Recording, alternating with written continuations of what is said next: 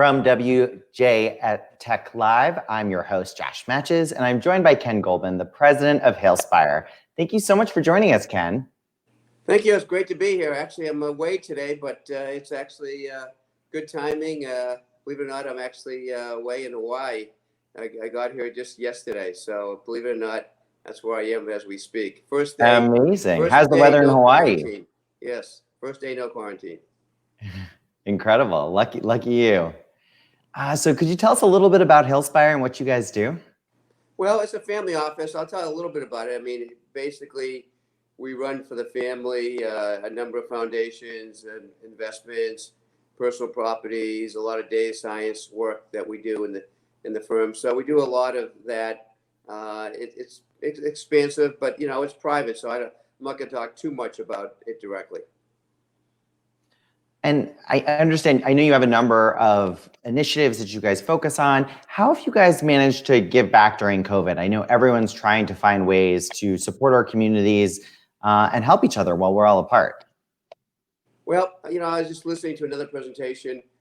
I think that's really the focus today for a lot of folks. I think it's the focus of companies, how to do the right thing. I just listened to another presentation of a company and how they provided, basically full salary for the employees, didn't furlough anyone. I think how you work in times of stress I've been, I've been doing, financial work now for 40 years and what, you get measured in times of crisis means a lot more than how you react in great times. And, and so I think doing right by your employees always is the right thing to do, doing right by your communities, doing right by charity. So, that is, and I think charity today, there's a number of new additional needs. And so people are having to figure out how to be very helpful there. So I think if anything, we will continue to expand. I do it myself in terms of my own giving. Family, if I talk generally, family offices are doing more of that as well. I think, and I was reading this yesterday, you're going to see a lot more focus on ESG activities by companies. And so there's just all of that is coming to the forefront. And frankly, it's all good. And, sometimes the reality is you don't need government regulation to drive it. Sometimes if you let people just do the right thing on their own, maybe a little bit of prodding, but not regulation per se, people get to the right things a lot faster than if they feel they have to do things. I think it's the same in personal life. Someone tells you to do something versus when you do it on your own, you find a way to do it in a better way. Well, 2020 is definitely the year of purpose, and I feel like so many companies are stepping up and doing amazing things. You mentioned your employees. Is there some tool or technology that you found useful in kind of bringing people together while they're apart? Well, I think, I don't want to do an advertisement per se, but I think all these video conferencing tools, I mean, I'm just looking at Zoom is an all-time high today. We do use Zoom, we do use Slack. And so, I think you are definitely finding, there's a lot of tools, you're looking at companies that are going public, they're starting up today. And so clearly the work from home is definitely a new, attribute of how we are going to be working. But I want to come back to that.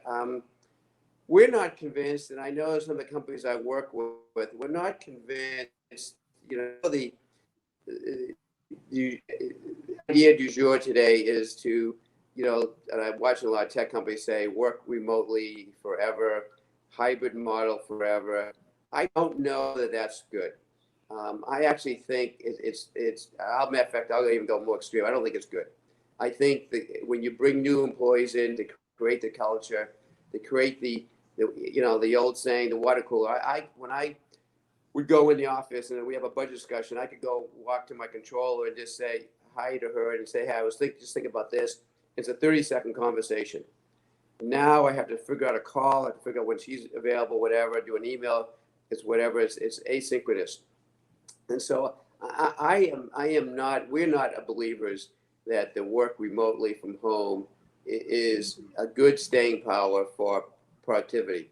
Do we think that, maybe there are certain times of the week that it works? Yes.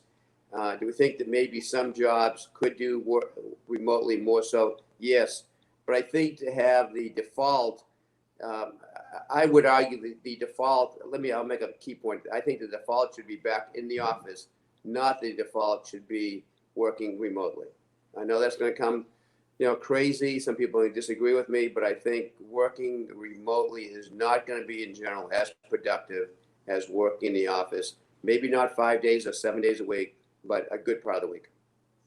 Ken, I don't think that's such a controversial take, because I think a lot of people are worried about the amount of innovation during COVID compared to before. Do you think that all of this time apart has impacted innovation? Like, is there ramifications to not being able to do the kind of in-person water cooler stuff that you were talking about? Well, I think it's a mixed blessing. I mean, I can't say too much, but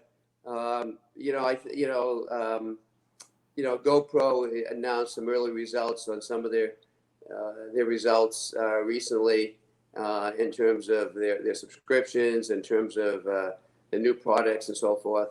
And so it's interesting. The mother of all invention sometimes is when you have to do something. And so I think many companies, including GoPro, have talked about how do you do more DTC, direct to consumer, and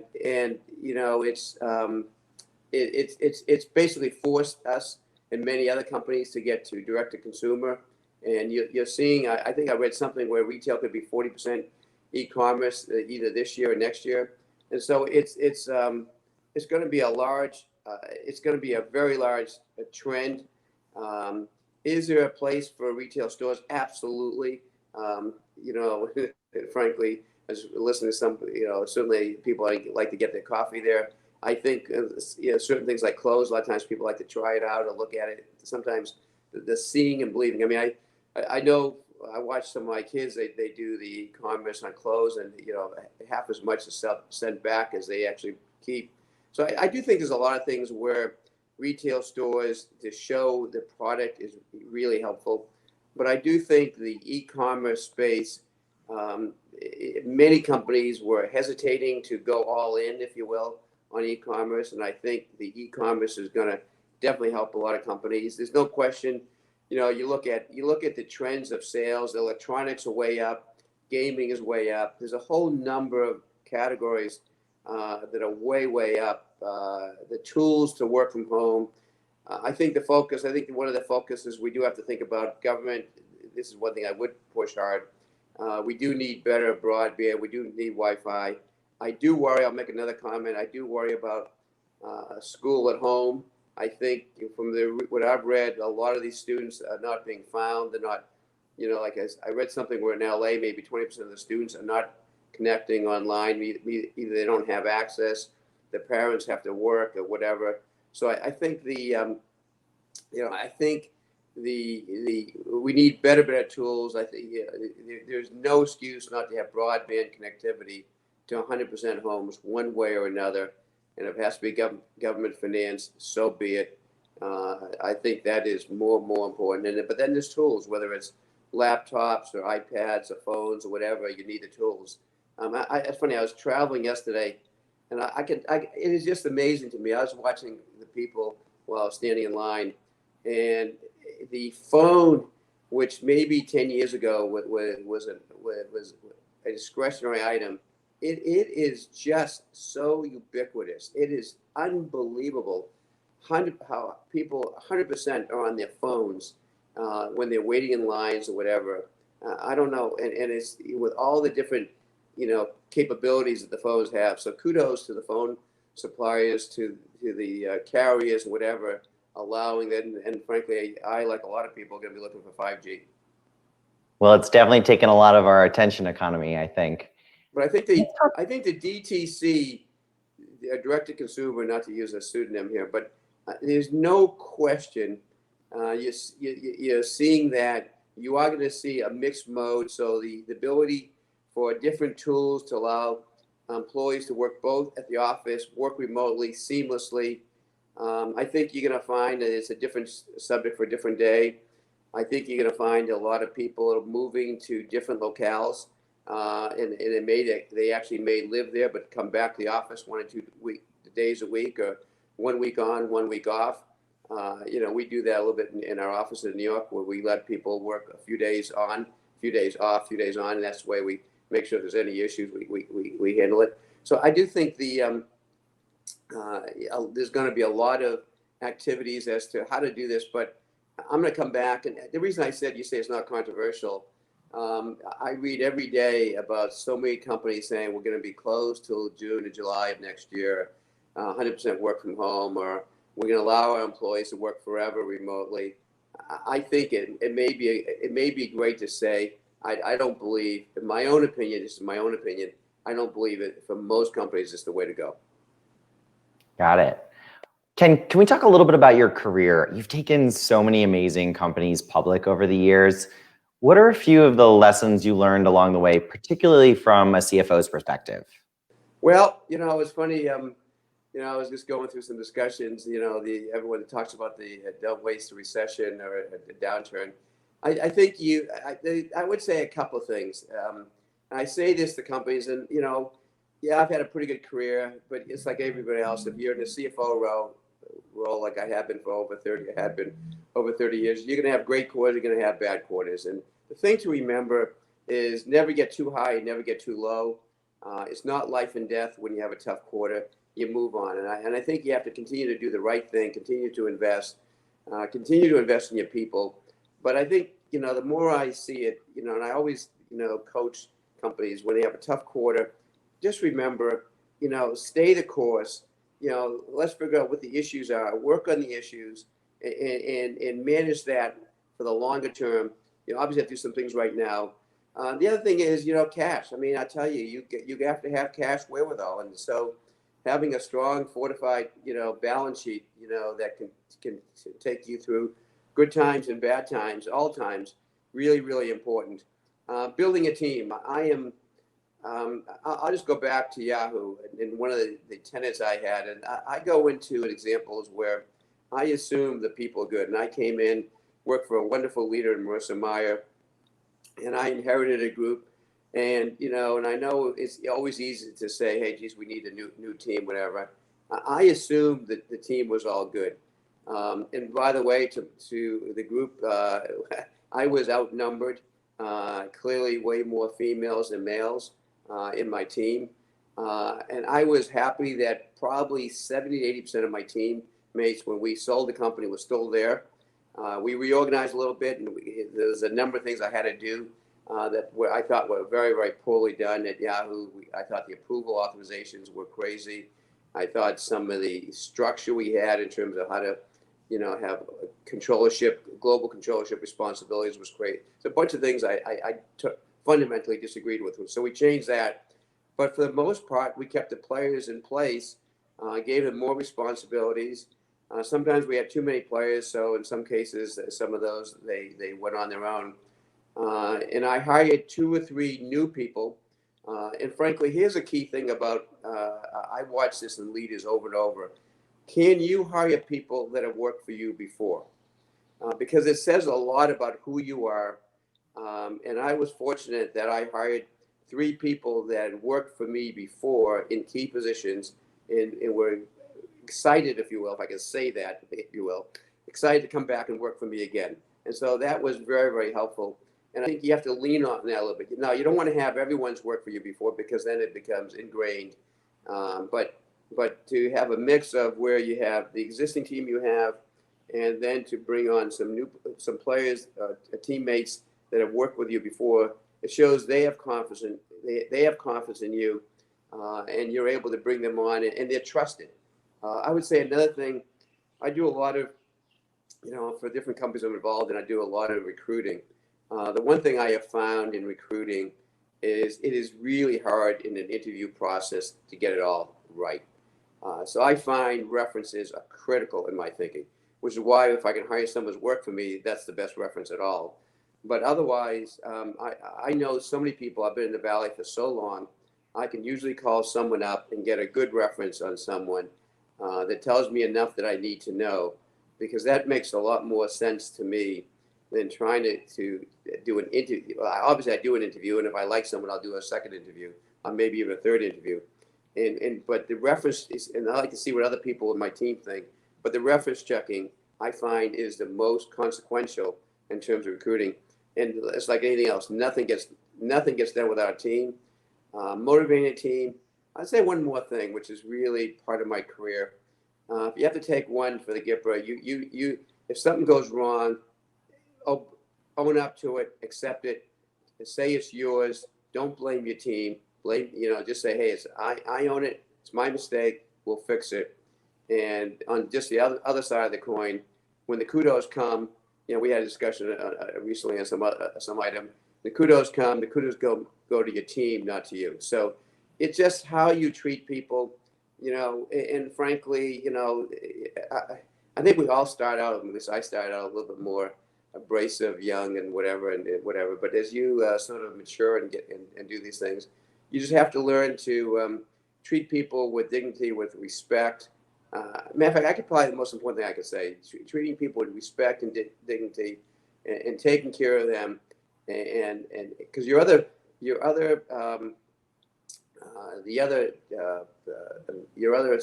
players that work with teammates that work with you, they will see how you treat everyone, and so how you treat people, it reverberates around the group. And so I can't overemphasize how important that is. And the same angle here with relative to how we treat people in the COVID and whatever, how do we be respectful of them? How do we help them out? How do we create some extra benefits for people that need some help, when they're remote, and we've given some extra benefits to people, at Hillspire relative to recognizing some of the strains some of the people have. We've helped them out on getting equipment at home and so forth. So having all of that is really, really important in today's world. And again, I think we will see, you won't see it now, but you'll see a couple, 3 years down the road, the companies that treated their employees well during this time, they will be rewarded with great employee morale. And whether you look at various scores, people look at employee scores, whether you look at NPS scores, so, I think a couple of most important things you can look at is NPS scores, which is, net promoter scores relative to how your customers think, and then how your employees think in their various surveys. We actually do a survey every 6 months, get a sense, and, frankly, I want to know what's going on. I want to know how we can be better. And so, and those two things are frankly extremely important. Looking at your employees, getting a sense of their morale or whatever. Another comment, I always look at attrition. When I'm on boards of companies, I look at attrition. That's, very, very important because, you can't, if you're treating people 20-25% a year, basically in 3-4 years, you've rolled over your entire team. It just doesn't work. And so attrition, morale, really, really important. How you handle how you treat your customers, how you work with them when they have tough times. Maybe in today's world, you help them a little bit with payment terms, whatever. Very, very important. All of that, again, when I was at Fortinet, back in 08, 09, we did a lot of things then that were able to, look at how to be aggressive during a tough time. I know companies that I'm on the board of now, we're looking at how we can do things and be more aggressive. How can we take advantage of the situation today relative to, investing further? Frankly, capital raising has gone off the charts this year. I look at all the companies that have raised money so successfully because the money's been there. And it's the old saying, when the ducks are quacking, feed them. And so when money's available, you go get the money. And so there's been so much money raised this year. And so that's another way to fortify one's balance sheet. There definitely has. I think it all comes back to, strategy. So yeah, you need to have a strategy. You need to have consistency. You need to treat your employees well. You need to really do right by your customers. Sometimes when you have to maybe invest over and above the call of duty, if you will, with your customers. If they're having a problem, maybe it's their problem, but if it's their problem, it's your problem. How do you think about that?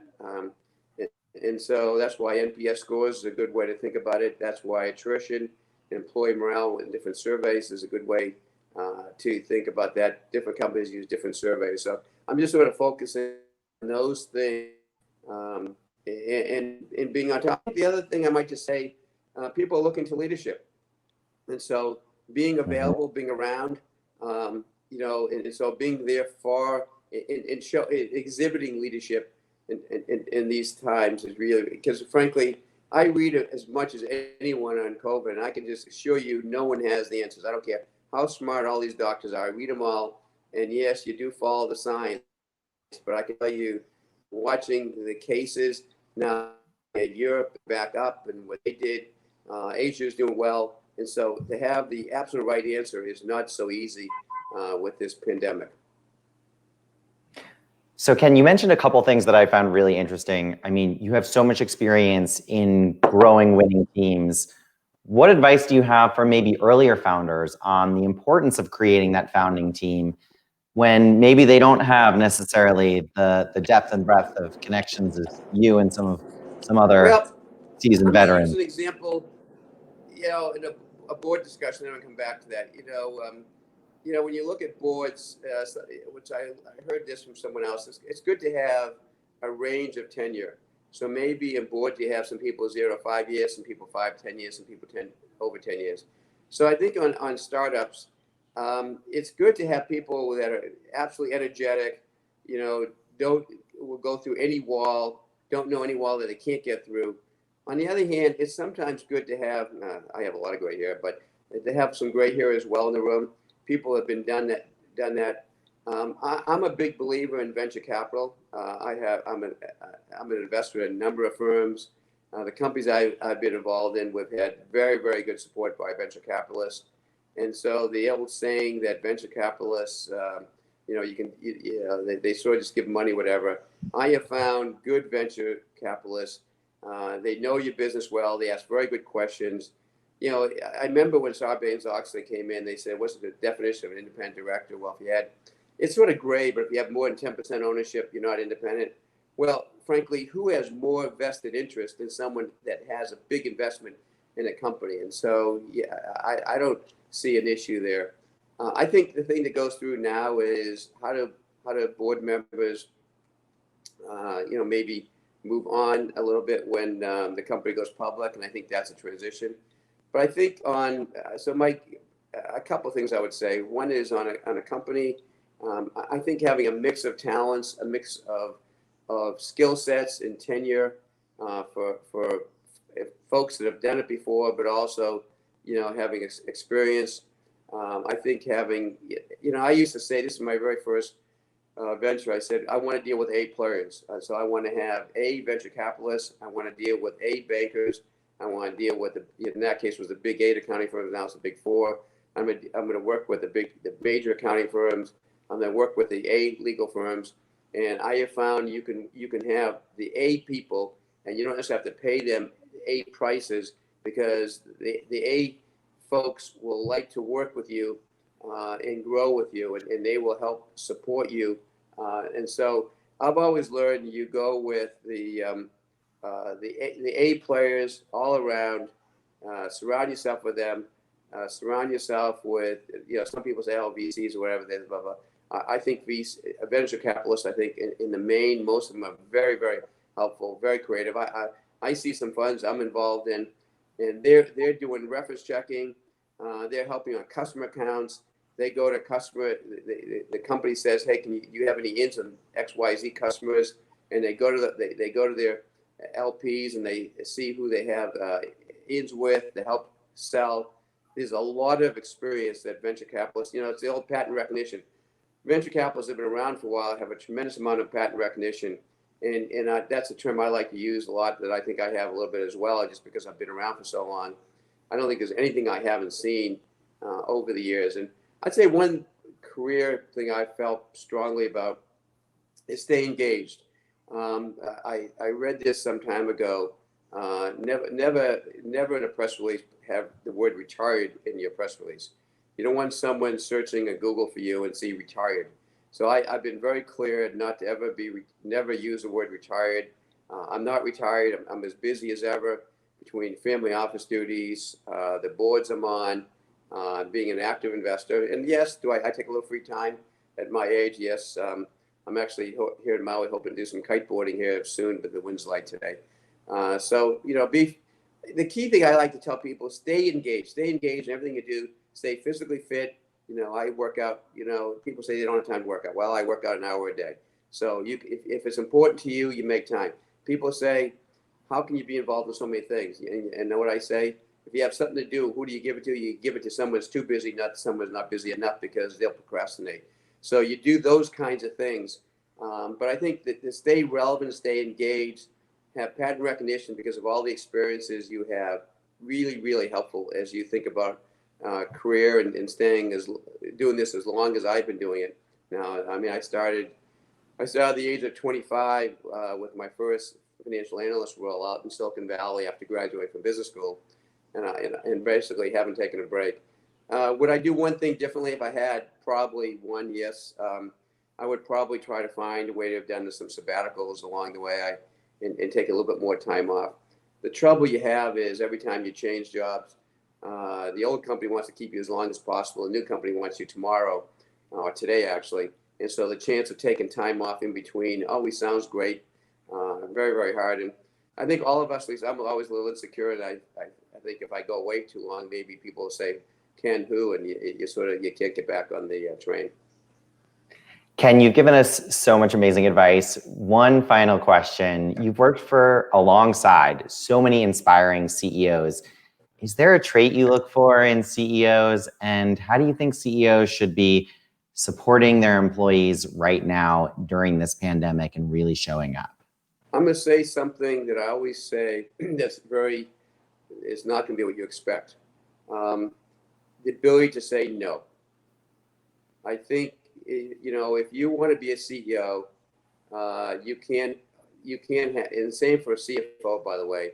If your whole desire is to be loved, you're not going to succeed.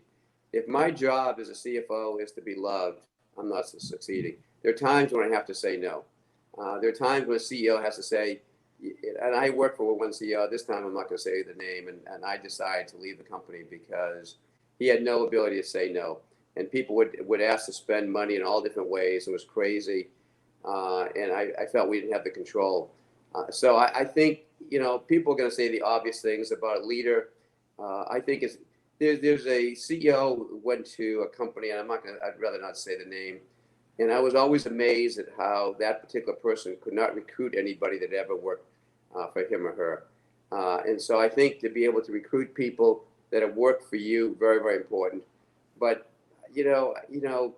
building a team is hard, motivating team. So creating a business rhythm, very, very important. We did that at Yahoo, where we had a staff meeting, we had revenue meetings, we have deal committee meetings. So having a rhythm, very, very important. But to Marissa's credit, and I can say about others I've worked with, she had an approach that she would never go, people could not go around. Like, for example, if they didn't like an answer I gave, she would not let people go around me to her. She would bring us all into the room, hear us out. Ultimately, the CEO makes those decisions, which I totally respect. But you respect it more if the CEO has a chance to listen to all the different points of view, as opposed to having people lobby them, behind your back, basically. And so, but the number one thing you look at CEOs, when you look at, they have to define the strategy. So yes, you can have the various consulting firms help your strategy and all that stuff, whatever. There's a plane on the outside there. But I think the strategy ultimately comes from the CEO and their vision. I would say another thing, I've had the pleasure of working on a number of boards and being CFO of founder CEOs. I like working with founder CEOs. I like supporting them. So I'm a big fan of supporting founder CEOs and helping them grow the team around them, and not just assume you have to, quote unquote, bring a professional manager in. So a couple points is I do think when you can, keeping a founding CEO, again, if you have the right person, it's like anything else. To be a CEO, you have to want it. It has to be in your DNA to want it. to be a CFO, you have to want it. It has to be in your DNA. There's some people that have been elevated to CEOs and start companies that frankly don't really want it over time. So then you have to go change. But if the CEO really wants it, to help support them and build a team around them. And I've always looked at one of my roles is to help support the CEO. And if you look at the number of boards I'm on, you'll see several of those still have the founding CEO. These are well over 10 years. Founding CEOs doing great jobs and supporting them. And frankly, sometimes supporting them when the leap of faith takes a lot of leap of faith, if you will. Absolutely. A lot of leap of faith. And, and I just give you one example. I mean, I don't know what stock is right now, but I've been on the board of GoPro for 10 years. It hasn't been all candy there in terms of results and so forth, as we've had some challenges. Our stock price over the last 52 weeks, I think, is 2 to 7. I think today is around 7. But, have faith in the company and the team and so forth. And frankly, when things start to move the right way, the sense of excitement is just so encouraging. Absolutely. GoPro is a great product and a great company. It's a great product. And so, yes. So we at least this morning, we were at a 52-week high. Wonderful. Well, Ken, thank you so much for joining us at the Nasdaq WSJ Tech Live interview. We really appreciated all of your insights and hope you enjoy the rest of the program. Thank you. Thank you so much. I appreciate it. Thank you so much. Thank you. Okay. Bye now. Bye.